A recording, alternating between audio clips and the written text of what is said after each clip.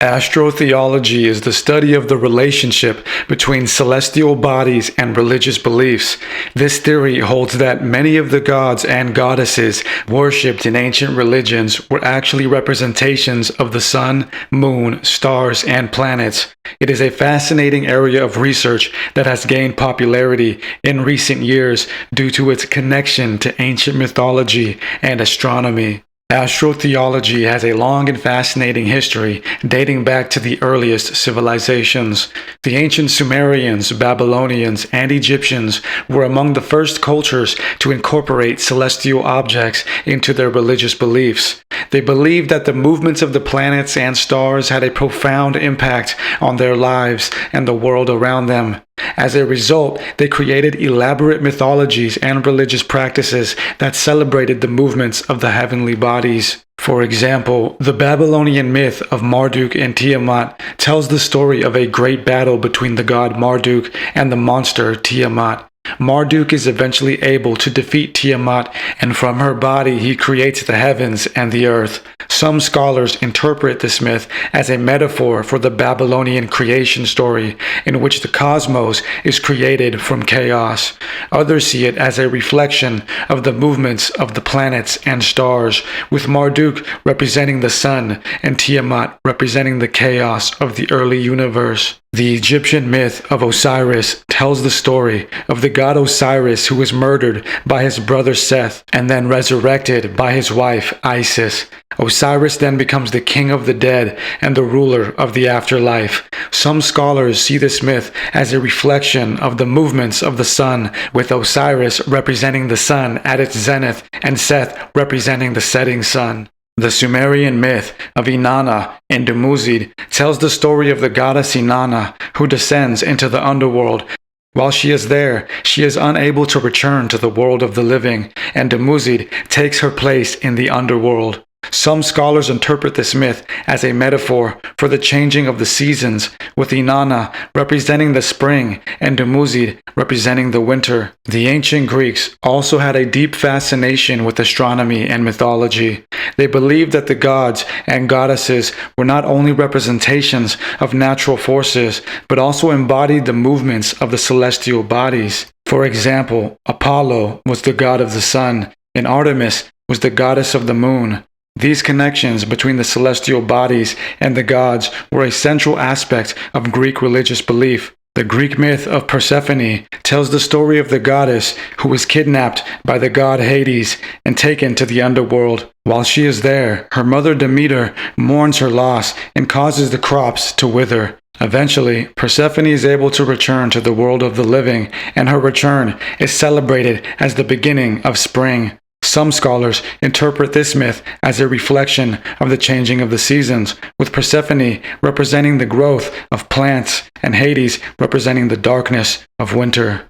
The evidence supporting astrotheology comes from a variety of sources, including ancient texts, artwork, and archaeological findings. For example, the ancient Egyptians left behind a vast corpus of religious texts that describe the movements of the sun, moon, and stars. The pyramids themselves were built to align with certain celestial bodies, indicating that the ancient Egyptians saw a connection between the heavens and the gods. Similarly, ancient artwork from around the world depicts gods and goddesses with symbols that are associated with celestial bodies. For example, the goddess Ishtar is often depicted with a crescent moon on her forehead, indicating her connection to the moon. The Greek god Apollo is often shown with a sunburst behind him, symbolizing his connection to the sun. Scholars have varied perspectives on the theory of astrotheology. Some scholars, such as author Jordan Maxwell,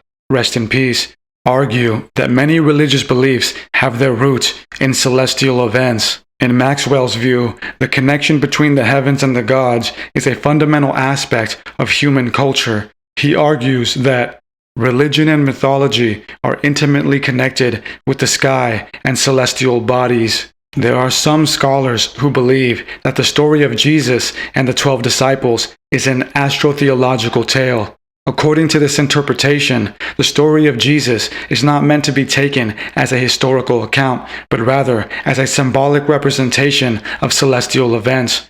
One of the key arguments made by proponents of this theory is that the story of Jesus and the 12 disciples bears a striking resemblance to other astrotheological tales from the ancient world. For example, the Babylonian myth of Marduk and the 12 tablets, which tells the story of a god who defeats 12 monsters and creates the world from their remains, is often cited as a parallel to the story of Jesus and the 12 disciples. The only strong connection here is the chosen number of 12. Some scholars who subscribe to the astrotheological theory of the story of Jesus and the 12 disciples argue that the number 12 may have been intentionally chosen because it corresponds to the 12 constellations of the zodiac. These constellations were used by ancient astrologers to predict the future and understand the movement of the heavens. In this interpretation, Jesus represents the sun, which moves through the zodiac over the course of a year,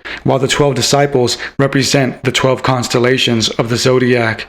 For example, in this interpretation, the story of Jesus' betrayal by Judas may be seen as a metaphor for the sun's movement through the constellation Scorpio, which was often associated with betrayal and treachery. Similarly, the story of Jesus' resurrection may be seen as a metaphor for the sun's return to the sky after the long, dark nights of winter. Another example that proponents of this theory point to is that of Jesus' birth, which some scholars see as a symbolic representation of the sun being reborn at the winter solstice. The story of Jesus' crucifixion and resurrection is seen as a symbolic representation of the sun's apparent death and rebirth at the winter solstice.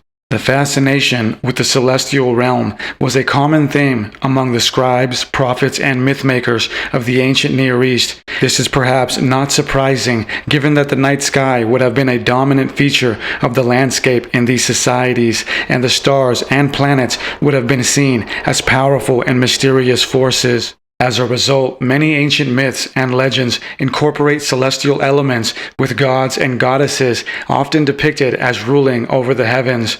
Overall, the fascination with the celestial realm in the ancient Near East speaks to the awe and wonder that people felt when looking up at the night sky. By incorporating celestial elements into their myths and legends, the scribes, prophets, and mythmakers of the ancient world were able to tap into this sense of wonder and use it to explore deeper questions about the nature of the universe and the place of humanity within it.